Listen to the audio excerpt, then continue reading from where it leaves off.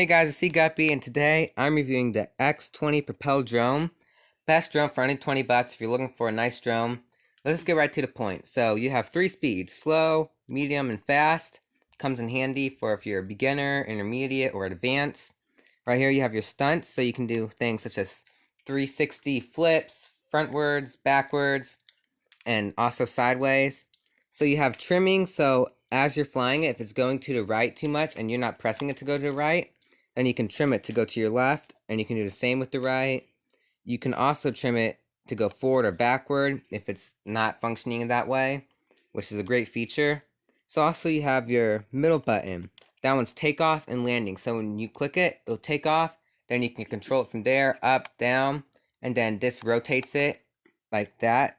It rotates it in that kind of direction when you go like that.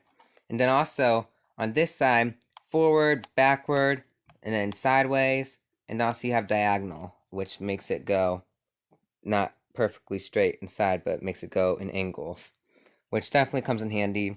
Great drone, good range, and charges fairly quickly. Charging lasts for probably about 5 to 10 minutes, and it charges, again, very quickly though.